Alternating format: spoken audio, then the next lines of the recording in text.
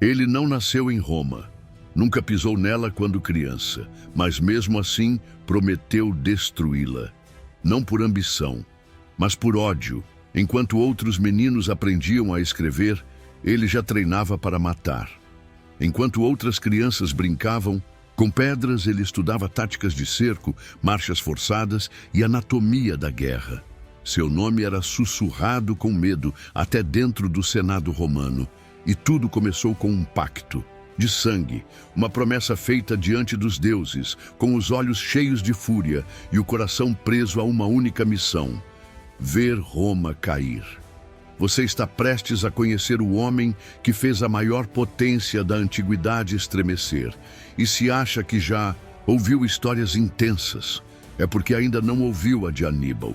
Aníbal tinha apenas 9 anos quando seu pai, o general cartaginês Amílcar Barca, o levou até um altar. Ali, de frente para os deuses e com uma mão sobre o sacrifício, Aníbal jurou ódio eterno a Roma. Aquele momento não foi simbólico, foi uma sentença. Uma promessa feita não por um adulto, mas por uma criança moldada pelo sangue da guerra. Aníbal não esqueceu. Cresceu com um único propósito: destruir Roma. Esse juramento seria como uma maldição que guiaria cada passo seu, como se sua alma estivesse acorrentada à queda de uma cidade que ele ainda nem conhecia. O ódio moldou seu caráter, sua estratégia, sua frieza. Ele não queria apenas vencer Roma, queria vê-la arrasada, de joelhos, humilhada. Essa é a origem de um dos maiores gênios militares da antiguidade, um homem cujo nome faria até o mais valente senador romano estremecer. Enquanto Roma se preparava para enfrentar Cartago no campo tradicional de batalha, Aníbal fazia o impensável. Ele cruzaria os Alpes. Sim, as montanhas congeladas, traiçoeiras, mortais, com dezenas de milhares de soldados, cavalaria e elefantes de guerra. Os generais romanos riram, chamaram-no de louco. Como alguém poderia levar elefantes por picos de gelo e penhascos vertiginosos? Mas Aníbal não era comum. Durante semanas, ele enfrentou avalanches, ataques de tribos locais, fome e o frio cortante que matava mais que qualquer espada. Muitos morreram. Os elefantes afundavam na neve, soldados perdiam dedos ao frio, mas Aníbal não recuava. Quando finalmente surgiu no outro lado dos Alpes, diante dos campos do norte da Itália, os romanos não estavam preparados. Eles viram surgir da névoa um exército que não deveria ter sobrevivido.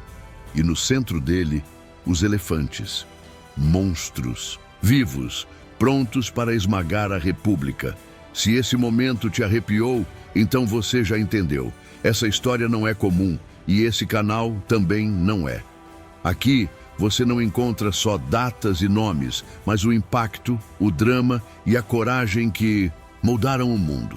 Então, se isso fez sentido para você, faz o seguinte: deixa o like agora mesmo, porque isso mostra para o YouTube que você quer mais conteúdo assim. E faz essa história chegar a mais gente. E se você ainda não é inscrito, se inscreve agora e ativa o sininho, porque nos próximos vídeos a gente vai revelar estratégias, traições e reviravoltas tão absurdas quanto essa marcha de Aníbal. Faz parte da nossa legião histórica, porque quem conhece o passado entende o presente e não é dominado pelo futuro. Clica aí, vem com a gente. Os historiadores se dividem. De um lado, há quem veja Aníbal como um estrategista brilhante, o maior comandante da antiguidade. Do outro, aos que veem um homem obcecado, capaz de sacrificar tudo, até mesmo seu próprio povo, por uma ideia de vingança. A verdade? Ele era os dois. Sua mente funcionava como um tabuleiro de xadrez gigante. Ele previa os movimentos romanos antes mesmo de eles acontecerem. Mas sua frieza assusta.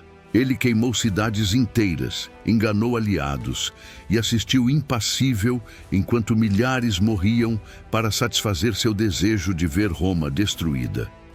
Havia cálculo, sim, mas havia também uma centelha de loucura. Aníbal não queria apenas vitórias, Ele queria lições, queria que cada derrota romana fosse lembrada como uma cicatriz na alma de Roma. E quanto mais ele triunfava, mais insano se tornava.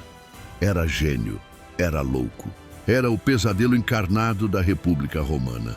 Na Batalha do Rio Trebia, Aníbal mostrou ao mundo que a guerra era, antes de tudo, um jogo de paciência e ilusão. Em pleno inverno, com o frio congelando até as barbas dos legionários, ele atraiu os romanos para um ataque que parecia vantajoso. Mas era uma armadilha. Ele escondeu parte de suas tropas e esperou que o inimigo, com fome e frio, se lançasse sobre suas linhas. Quando o ataque romano começou, os cartagineses fingiram recuar. Foi nesse momento que a emboscada se revelou. De trás da vegetação congelada, as tropas escondidas de Aníbal cercaram os romanos por completo. O massacre foi rápido e brutal. A neve, tingida de vermelho, engoliu milhares de soldados romanos. Era a primeira grande vitória de Aníbal em solo italiano, e ela carregava uma mensagem clara. Roma não estava enfrentando um bárbaro, mas um gênio que usava até o clima como arma. Imagine um exército inteiro sendo engolido pela neblina e pela morte, sem sequer perceber de onde vieram os golpes. Essa foi a realidade dos soldados romanos na emboscada do lago Trasimeno. Aníbal esperou dias pelo momento certo. Usou a névoa da manhã e o terreno estreito ao redor do lago para montar uma armadilha perfeita. Quando o exército romano marchava confiante, a morte veio de todos os lados ao mesmo tempo. A cavalaria cartaginesa bloqueou a retaguarda, enquanto as tropas escondidas em colinas e bosques caíram sobre os flancos. Não houve linha de defesa, não houve retirada. Foi um massacre. Milhares morreram em minutos e o comandante romano caiu junto. Nunca, na história militar, um exército tão grande havia sido emboscado e aniquilado de forma tão fulminante. Roma ficou em choque. O Senado silenciou. E Aníbal se tornou, oficialmente, o homem mais temido da Península Itálica. Eles eram maiores que qualquer cavalo, mais imponentes que qualquer carro de guerra e carregavam em seus olhos uma fúria que parecia sobrenatural. Os elefantes de guerra de Aníbal não eram apenas animais, eram armas vivas, símbolos de terror psicológico. Quando surgiam no campo de batalha, os soldados inimigos tremiam. As lanças ricocheteavam nas peles grossas. Os cavalos romanos empinavam em pânico e as formações se rompiam antes mesmo do combate começar. Os gritos dos animais misturados aos berros dos inimigos criavam um cenário apocalíptico.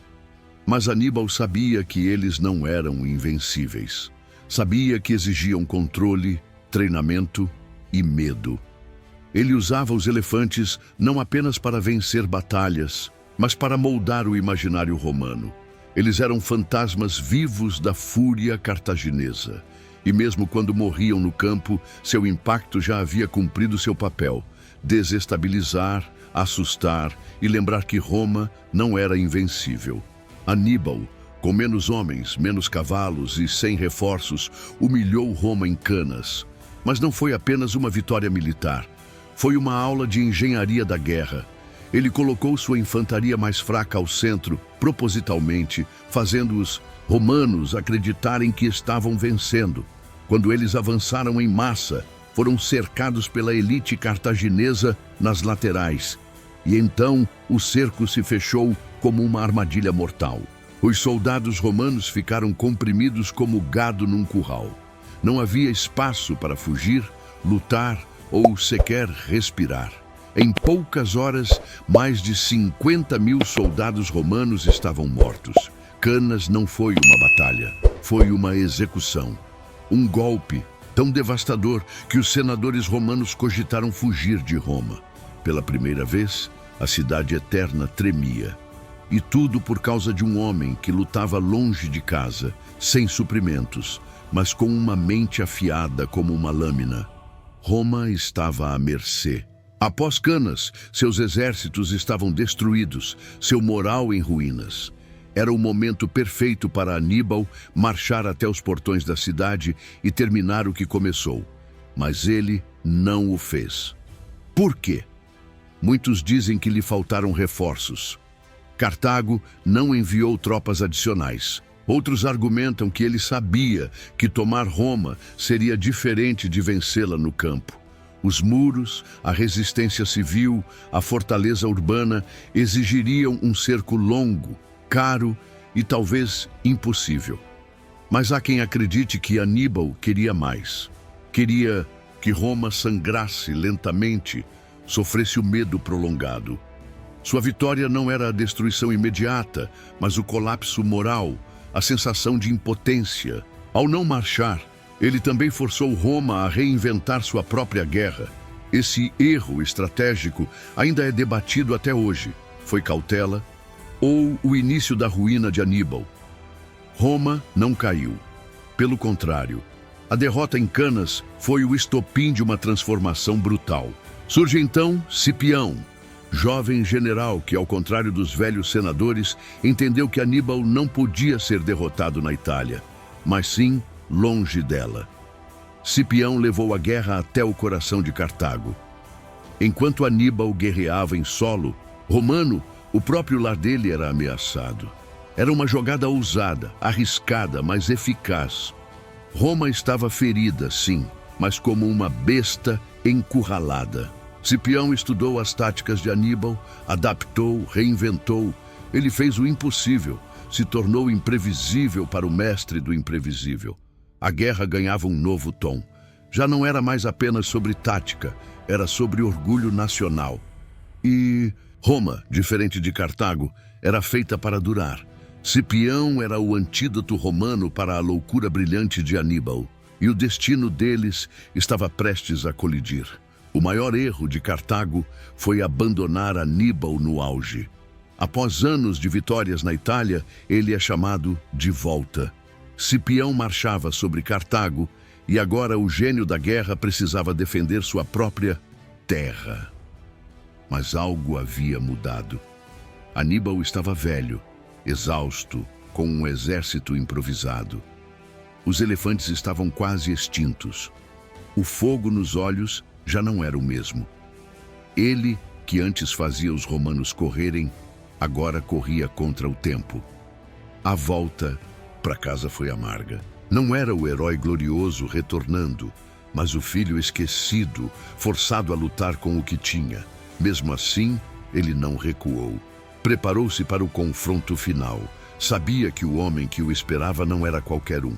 Era Cipião, o romano, que aprendeu com ele. Seria um duelo entre mestres, a loucura brilhante contra a lógica implacável, e apenas um sairia vitorioso. A Batalha de Zama foi o fim de uma era. Aníbal, o terror de Roma, agora estava na defensiva. Cipião não apenas o enfrentou, ele o superou. Antes do combate, os dois se encontraram pessoalmente. Um duelo de palavras, de mentes, de intenções. Mas a guerra não respeita a reverência. Em campo, Cipião usou tudo o que aprendeu com Aníbal contra ele. Posicionou suas tropas de forma estratégica, neutralizou os poucos elefantes, abriu corredores para dissipar a carga inicial e usou sua cavalaria para esmagar os flancos cartagineses. Aníbal lutou com honra, mas seus soldados não tinham a disciplina dos romanos. Aos poucos, ele foi cercado, vencido, derrotado. Zama não foi apenas uma perda militar. Foi a queda simbólica de um mito. Aníbal, o invencível, conheceu a derrota. Roma não apenas sobreviveu, ela venceu. E dali em diante, seu domínio se tornaria absoluto. Aníbal era obcecado. Seu pensamento tático beirava o fanatismo. Ele visualizava batalhas como xadrez em tempo real. Antecipava os passos do inimigo com precisão quase profética. Mas essa genialidade cobrava um preço. Ele se isolava, desconfiava de todos e mergulhava cada vez mais fundo em sua missão de destruir Roma, mesmo quando isso já não fazia sentido político. Era como se sua alma estivesse presa àquela promessa de infância, aquele juramento de ódio que moldou seu destino. Seus aliados se afastavam. Seus soldados começavam a duvidar. E ele, mesmo vendo a maré virar, não recuava. Preferia perder com honra do que vencer em paz. Roma, ao contrário, sabia se adaptar, sabia negociar, sabia esperar. E foi justamente isso que a fez vencer. Aníbal era um cometa, brilhante, devastador, mas passageiro. Roma era o céu, constante, paciente e inevitável. No fim, a obsessão cega sempre cobra sua conta. Mesmo após a derrota em Zama, Roma não esqueceu Aníbal. Pelo contrário, eles sabiam que enquanto ele estivesse vivo, Cartago ainda teria uma centelha. Aníbal fugiu, tornou-se um errante, um exilado em sua própria história. Passou pelos reinos da Ásia Menor, buscou abrigo entre inimigos de Roma, mas era sempre encontrado, sempre caçado. Sua cabeça virou prêmio, seu nome, maldição. Os romanos temiam o mito, não apenas o homem. E esse medo os fez implacáveis. Mandaram emissários, espiões, ameaças. Era como se Roma só pudesse descansar quando a última chama de Aníbal fosse apagada. Ele que um dia desafiou a cidade eterna, agora fugia de suas sombras. Cada nova morada era temporária. Cada aliado um risco. Roma o venceu, mas só descansaria quando ele fosse silenciado para sempre. Essa perseguição era pessoal, uma dívida de honra. E Roma, como se sabe, não deixa contas abertas. Aníbal sabia que estava encurralado. Não havia mais fuga, não havia mais aliados. Em sua última morada, cercado pelos enviados romanos, ele tomou a decisão final.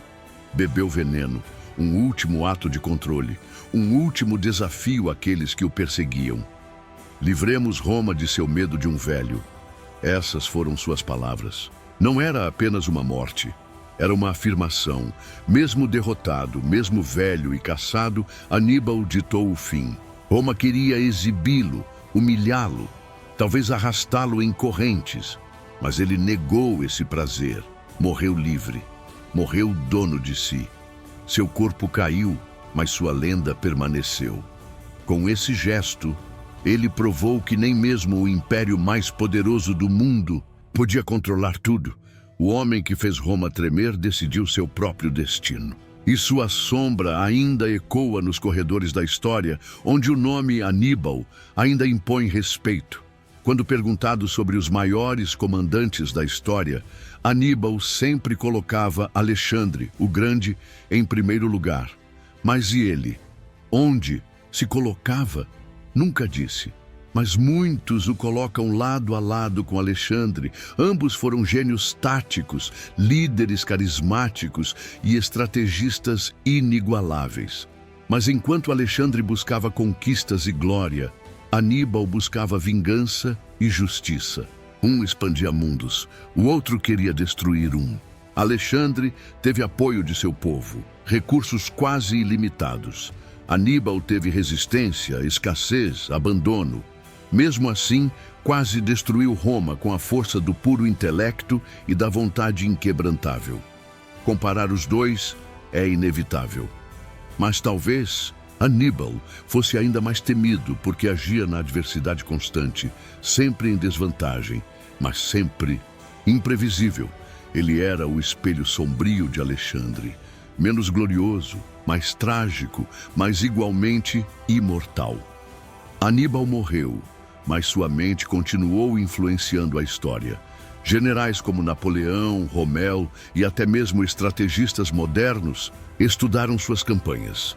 A Batalha de Canas virou manual de guerra. A ideia de envolver o inimigo, isolar suas forças e atacar com mobilidade se tornou padrão.